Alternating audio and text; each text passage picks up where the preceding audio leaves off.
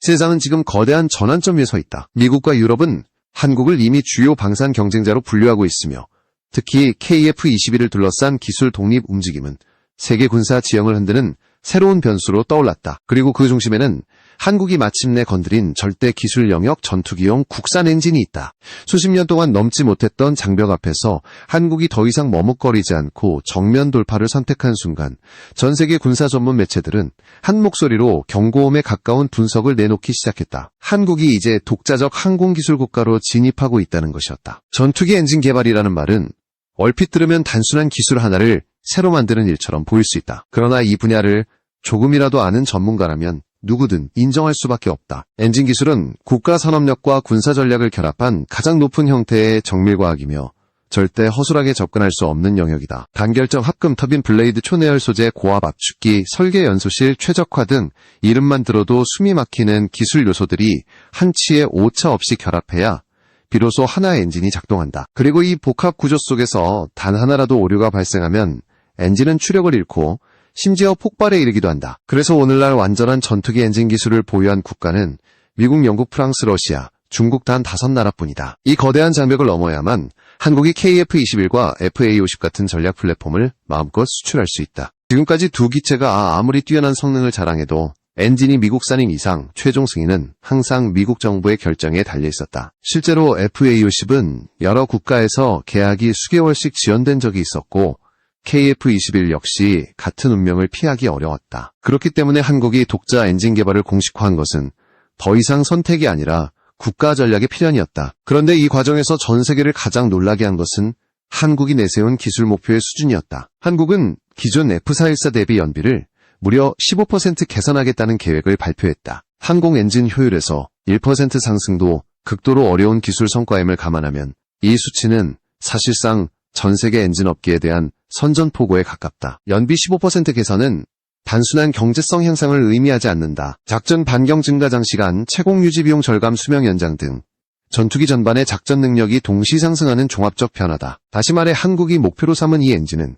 완성되는 순간 세계 시장에서 독보적 경쟁력을 가지게 된다. 여기에 또 하나의 핵심 변수가 있다. 이번 국산 엔진 개발은 단순히 방산청이나 국방부 한 기관이 추진하는 사업이 아니다. 개발 첫 회의부터 방사청, 국방부, 산업부, 국토부, 항공청 5부처가 모두 참석해 통합구조를 만들었다. 해외 전문가들은 이 장면에서 한국의 진심을 읽어냈다. 왜냐하면 항공 엔진 개발의 최대 리스크는 기술 부족이 아니라 기관 간 충돌이기 때문이다. 인도는 AMC-A 엔진 문제로 10년이 지연됐고 터키도 TFX 개발이 7년 밀렸다. 이런 현실을 누구보다 잘 아는 한국이 초반부터 모든 부처를 묶어 단일 의사체계를 구축한 것은 이번 사업이 과거와 완전히 차원이 다르다는 사실을 보여준다. 한국은 지금 기술 자립을 넘어 항공산업 전체를 재편하려는 국가 전략을 실행하고 있다.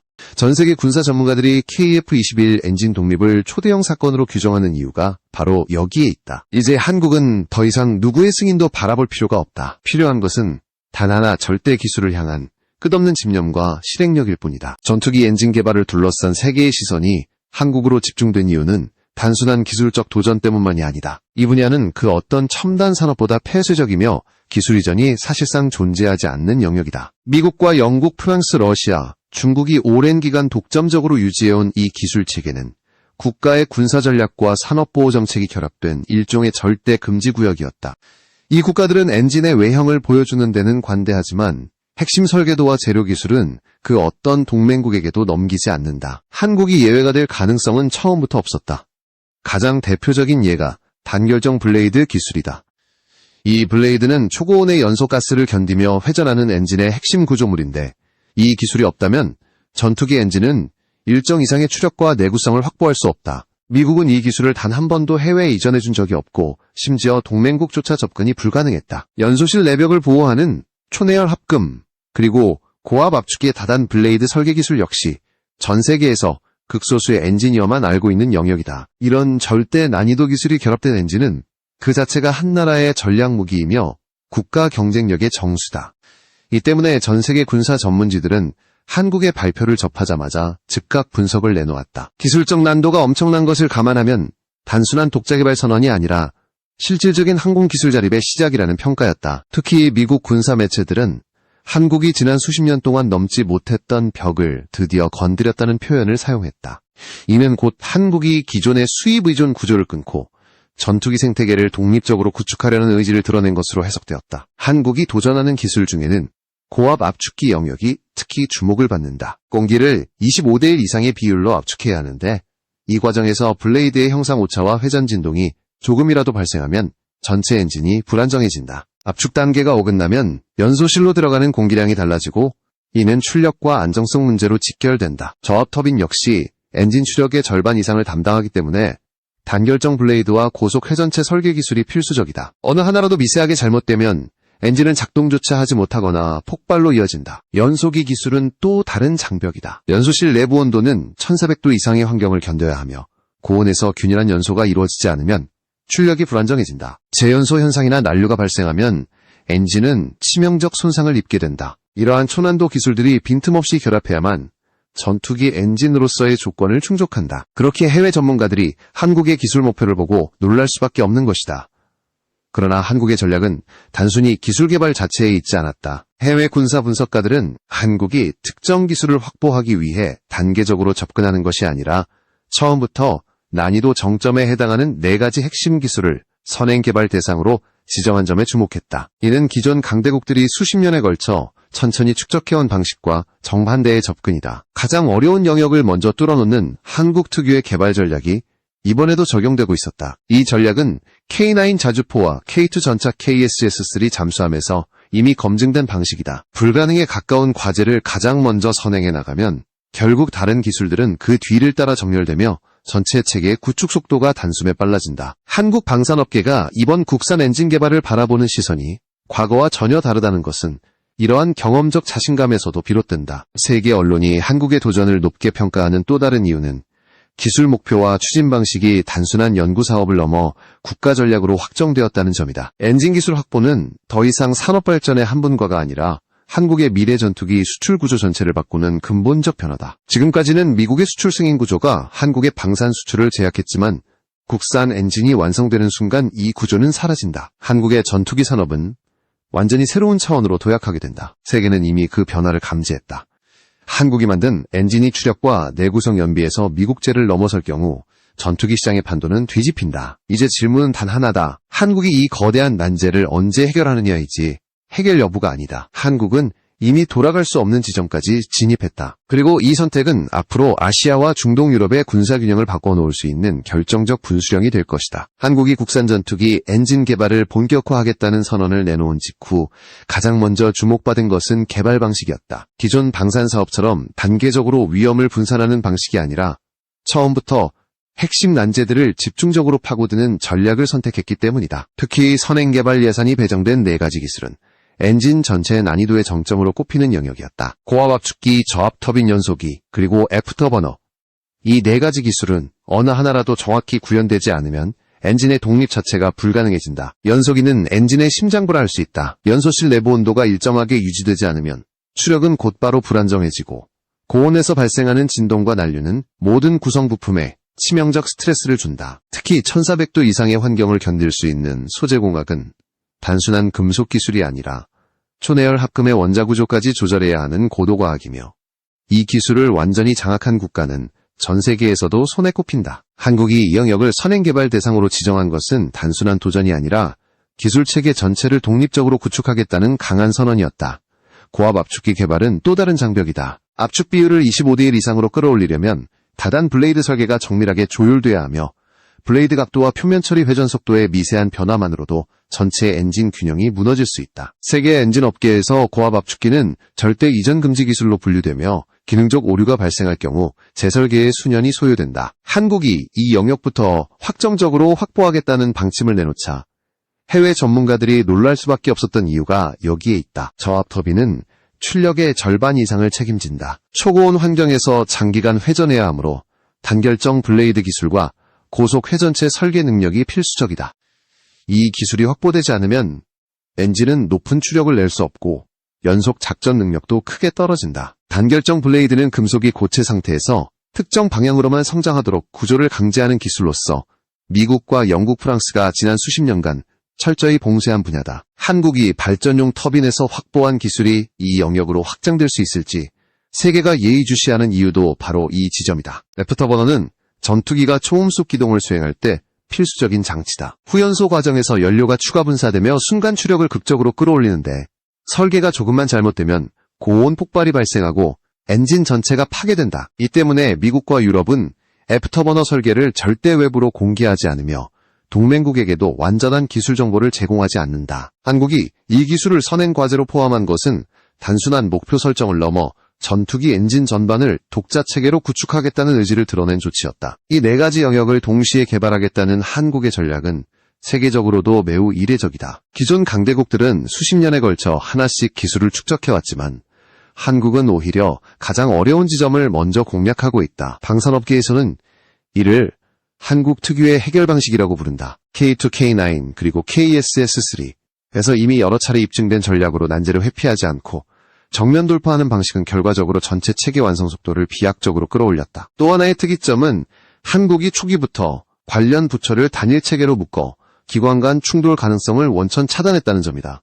인도와 터키가 겪은 최대 문제는 기술 부족이 아니라 각 부처의 이해관계 충돌이었으며 그 결과 상징적인 차세대 전투기 프로젝트가 수년씩 지연됐다. 한국은 이를 반복하지 않기 위해 개발 단계에서부터 행정체계와 기술체계를 통합했고 이 구조는 해외 전문가들에게 매우 안정적이고 전략적인 접근으로 평가되고 있다. 전투기 엔진 개발은 단순한 과학기술 분야가 아니다. 국가전략기술의 정점이며 한 나라의 산업력, 방산력, 외교력까지 모두 결합되어야만 도전할 수 있는 영역이다. 한국이 이번에 내놓은 개발 구조는 기술적 목표뿐 아니라 추진 방식에서도 다른 국가들과 차별되는 독자적 전략성을 보여주고 있었다. 이 모든 요소가 결합되면서 한국의 엔진 개발은 단순한 연구사업이 아니라 미래 항공산업 판도를 바꿀 수 있는 거대한 흐름으로 변모하기 시작했다. 한국의 국산 전투기 엔진 개발이 현실성을 갖추게 된 결정적인 이유는 두 개의 기업이 제공하는 기술 기반 때문이다. 한화 에어로스페이스와 두산 에너빌리티, 이 두 기업의 존재는 단순한 협력 이상의 의미를 지닌다. 이들은 각각의 영역에서 이미 세계적 수준의 데이터를 축적하고 있으며 이번 엔진 개발에서 핵심 동력으로 작용하고 있다. 먼저 한화 에어로스페이스는 F404와 F414 엔진 정비를 20년 넘게 담당하면서 축적한 현장 데이터를 보유하고 있다. 한국은 엔진 정비 과정에서 핵심 설계 정보를 제공받지 못했지만 실제 운용 중 나타나는 파손 패턴, 블레이드 변형 온도와 진동의 상관관계 등을 수천 회 이상 분석하며 독자적 데이터베이스를 구축했다. 이러한 데이터는 설계 정보가 없어도 실제 엔진이 어떻게 움직이고 어떻게 고장나는지를 보여주는 매우 귀중한 자산이다. 한화가 가진 이 축적 데이터는 시행착오를 크게 줄여주며 새로운 엔진의 신뢰성을 가속적으로 높일 수 있는 기반이 된다. 두산 에너빌리티는 또 다른 측면에서 결정적 역할을 맡고 있다. 발전용 가스터빈 분야에서 두산은 국내 독자 기술로 단결정 블레이드를 개발하는 데 성공했다. 이 기술은 미국조차 절대 이전하지 않는 영역으로 알려져 있다. 발전용과 항공용 터빈은 사용 목적은 다르지만 핵심 구조와 소재 기술은 상당 부분 공통적이다. 초고온 환경을 견디는 합금 제조와 정밀 주조 기술 회전체의 설계 노하우 등은 항공 엔진으로 확장할 수 있는 탄탄한 기술적 토대다. 세계 전문가들이 한국의 기술 도약 가능성을 높게 평가하는 이유가 바로 이러한 기초 역량 때문이다. 여기에 두 기업 간의 시너지도 큰 의미를 갖는다. 한화의 운용 기반 데이터와 두산의 소재 기술이 결합하면 한국은 단번에 엔진 기술 보유국 반열에 올라설 수 있는 구조를 확보하게 된다. 특히 단결정 블레이드 기술이 확립되면 추력 내구성, 열 효율이 동시에 향상되고 이는 한국형 엔진의 목표인 연비 15% 개선 가능성을 현실적인 수치로 끌어올린다. 한국이 기술 확보에 공격적인 전략을 구사할 수 있는 이유는 두 기업이 제공하는 이 결합 기술 덕분이었다. 한국형 엔진이 장착된 KF-21 블록 3가 제공할 전략적 가치는 매우 크다. 연비가 15% 개선되면 작전 반경 자체가 변하고 수행 가능한 임무의 범위도 넓어진다. 공중 초계 장거리 타격 항공전, 정밀 임무 등 모든 분야에서 채공 시간과 작전 범위는 곧 전투력의 핵심 요인이 된다. 연비 향상은 단순히 연료 비용을 줄이는 수준이 아니라 전투기의 역할과 전략적 가치를 재정의하는 변화다. 운용 비용 절감 또한 중요한 요소다. F-16의 연간 운용 비용은 약 250억에서 350억 원에 이르며 F-35는 500억 원을 넘는다. 많은 국가들이 전투기 도입을 주저하는 이유는 구매 비용이 아니라 운영 비용 때문이다. 한국형 엔진이 장착된 KF-21은 유지비가 대폭 절감될 것으로 예상되며 이는 중견국들에게 매우 매력적인 대안이 된다. 전투기 시장에서 유지비 절감은 종종 구매 결정의 가장 높은 우선순위이기 때문이다. 무엇보다 큰 변화는 수출 승인 구조에서 벗어난다는 점이다. 지금까지 KF-21과 FA-50은 미국 엔진을 사용했기 때문에 수출 시 미국 국무부의 승인을 반드시 거쳐야 했다.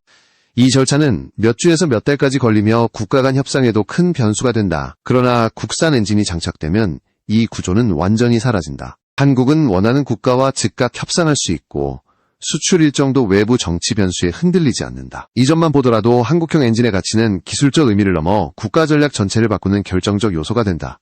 해외의 전문가들이 한국의 엔진 자립을 계기로 글로벌 전투기 시장의 변화 가능성을 언급하는 이유는 바로 이 지점에 있다. 엔진이라는 절대 기술을 확보한 국가는 전투기 생태계를 독립적으로 운영할 수 있고 이는 수출 경쟁에서 압도적 우위를 의미한다. 한국은 지금 그 문을 실제로 열고 있는 것이다.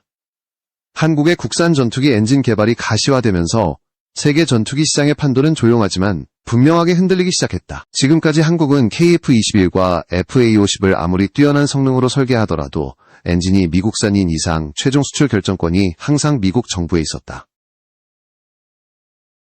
이 구조는 단순한 행정 절차 문제가 아니라 국산 엔진이 확보되는 순간 이 제약은 완전히 사라지고 한국은 독자적 판단만으로 전투기 수출을 결정할 수 있게 된다. 해외 전문가들이 가장 크게 주목한 지점은 시장 점유율 변화 가능성이었다. 지금 전 세계 전투기 시장에서 한국의 점유율은 약 2% 수준이지만 국산 엔진이 완성될 경우 이 수치는 10%까지 상승할 수 있다는 예측이 나왔다. 엔진 독립은 단순한 자립의 문제가 아니라 시장 경쟁력의 근본을 바꾸는 사건이기 때문이다. 특히 한국산 무기는 가격 대비 성능이 뛰어나고 정비 체계가 안정적이라는 평가를 꾸준히 받아왔다. 여기에 엔진 독립까지 더해지면 한국은 미국과 유럽조차 경계할 수밖에 없는 강력한 수출국으로 부상한다. 또 하나 주목해야 할 변화는 외교적 자율성 확대다. 지금까지 미국 승인 절차 때문에 지연된 계약은 수없이 많았다. 일부 국가는 정치적 이유로 승인이 거부되거나 변경되기도 했고 한국은 이런 외부 변수 때문에 안정적인 수출 전략을 세우기 어려웠다. 그러나 앞으로는 이러한 문제가 사라진다. 한국이 원하는 국가와 직접 계약을 체결할 수 있고 협상 속도도 대폭 빨라진다. 이는 중동, 동남아, 남미 국가들에게 매우 매력적인 요소다. 복잡한 승인 구조 없이 즉시 도입할 수 있는 전투기는 전력 공백을 최소화하려는 국가들에게 최적의 선택이 된다. 운영 비용 측면에서도 한국형 엔진은 큰 우위를 가진다. 유지비 절감은 전투기 구매에서 가장 중요한 고려 요소 중 하나다. 경제 여건이 제한적인 중견국일수록 유지비 부담은 치명적인 문제다. 한국형 엔진은 연비 개선과 정비 효율 향상으로 연간 운영 비용을 획기적으로 줄일 수 있으며 이는 구매국의 재정 부담을 근본적으로 완화시키는 장점이 된다. 이러한 요소가 결합되면 한국산 전투기는 단순한 장비를 넘어 장기적 운용 계획까지 고려한 전략적 선택이 된다. 한국이 엔진 개발을 통해 얻게 될 국제적 영향력도 무시할 수 없다. 지금까지 한국은 최첨단 무기를 개발하더라도 미국이나 유럽의 기술 체계에 묶여 있어 전략적 독립성이 제한되었다. 그러나 국산 엔진은 이 구조에서 벗어나기 위한 가장 결정적인 열쇠다. 독자적인 항공 생태계를 갖춘 국가는 해외와의 협력에서도 주도권을 가지게 된다. 기술 종속에서 벗어나면 외교 협상에서도 조건을 보다 주도적으로 설정할 수 있고 장기적으로는 동맹 구조에서도 새로운 선택지를 만들 수 있다. 특히 중동과 남미 국가들은 최근 몇 년 동안 한국산 무기에 대해 높은 신뢰도를 보여왔다. 이들은 서방의 정치적 변수에 영향을 덜 받고 실질적인 운영 효율과 비용 절감이 가능한 무기를 선호한다. 한국형 엔진이 완성되면 KF-21은 그들의 최우선 고려 대상이 될 가능성이 높다. 이미 사우디아라비아와 아랍에미리트는 한국의 항공기술에 큰 관심을 보였으며 국산 엔진이 더해진다면 협력 가능성은 더욱 커질 것이다. 결국 한국의 엔진 독립은 기술 영역을 넘어 국가 전체의 전략 지형을 바꾸는 사건이다. 경제적 가치, 군사적 가치, 그리고 외교적 가치가 동시에 상승하며 한국은 전 세계 전투기 시장에서 확고한 위치를 차지하게 된다. 지금 세계는 한국의 움직임을 예의주시하고 있다. 한국이 기술 자립을 넘어 미국과 유럽이 지배해온 항공산업의 중심을 위협할 수 있는 새로운 축으로 부상하고 있기 때문이다. 그리고 이 변화의 시작점에 바로 국산 전투기 엔진이 있다. 한국의 국산 엔진 개발 소식이 세계 방산 시장의 흐름을 바꾸고 있는 가운데 가장 극적인 변화는 예상 밖의 지역에서 나타났다. 바로 남미의 페루였다. 페루는 기존의 여러 국가로부터 무기 체계를 분산 도입하며 복잡한 군수 문제와 높은 운영 비용에 시달려왔다. 그러나 최근 페루가 선택한 전략은 완전히 달랐다.